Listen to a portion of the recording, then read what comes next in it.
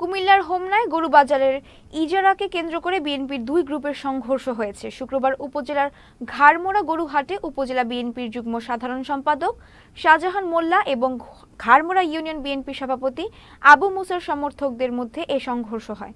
এ ঘটনায় দুই পক্ষের কয়েকজন আহত হয়েছেন। উপজেলা পরিষদের তথ্য বলছে, গত ৩ মার্চ ১,১১ লাখ টাকায় ঘাড়মোড়া গরুর হাটের ইজারা পান ইউনিয়ন বিএনপি সভাপতি আবু মুসা। কিন্তু ইজারায় অংশ নিলেও বাজার না পেয়ে লোকজন নিয়ে জবরদখলের চেষ্টা চালান উপজেলা বিএনপির যুগ্ম সাধারণ সম্পাদক শাহজাহান মোল্লা। স্থানীয়দের অভিযোগ, দুই গ্রুপের দ্বন্দ্বে ক্ষতিগ্রস্ত হচ্ছেন স্থানীয় ব্যবসায়ীরা। উপজেলা নির্বাহী কর্মকর্তা খেমাত লিকা চাকমা জানান, এ ধরনের ঘটনার পুনরাবৃত্তি এড়াতে কঠোর অবস্থান নিয়েছে প্রশাসন।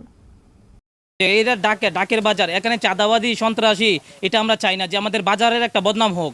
আমরা চাই এটা সঠিক বিচার হয়ে যে বাজারটার একটা নাম ডাক আছে এটা থাকুক। শাহজাহান চেয়ারম্যান আপনার সরকারি জায়গা দখল করে রাখছে। সে হচ্ছে আপনার মাদকের বাদশাহ। তারা যেভাবে পারছে এভাবে মারধর করছে। এখানে দেখেন, এখানে এই যে এই টিনের যে বেড়াগুলো আছে এগুলো একেবারে বাইরে গ্যাসের পাইপ দিয়া, এরপর আরো বিভিন্ন দেশীয় অস্ত্র দিয়া এগুলো দিয়ে একবারে ভাঙিয়ে ফেলাইছি। আমি এই কাউন্টারে ছিলাম, প্রথমে আমার উপরে আক্রমণ করে বড় গরমরার ইকবাল।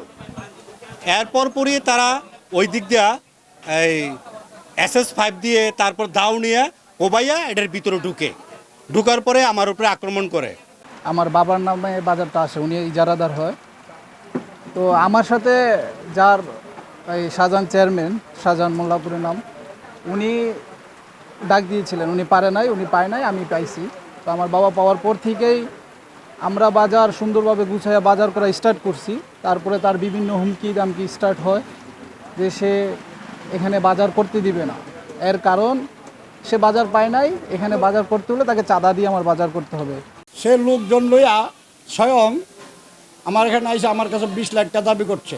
আমি অস্বীকার করাতে সে লোকজন দিয়া মারধর লাগেছে এবং সে নিজে আমার ছেলেকে খুব দিছে এবং তার সাথে ইকবাল, সাদ্দাম এবং আরও অন্যান্য লোকেরা, স্বপন, সফর, জিয়া, এই লোকগুলি এলোপাথারিভাবে আমার ভিতরে মারছে। একটা বাজারে গিয়ে আমি 3 বার চেয়ারম্যান, নির্যাতিত লোক, আমি বিএনপি করি। আমাকে এদেশের মানুষ 3 বার চেয়ারম্যান বানাইছে। আমি নির্যাতিত 17 বছর। আমি কেন যাবো বাজারে হামলা করতে? এটা তো আমার বাজারে তো দিনের বেলা বাজার হয়, সেখানে হামলা করা তো আমার কাজ না।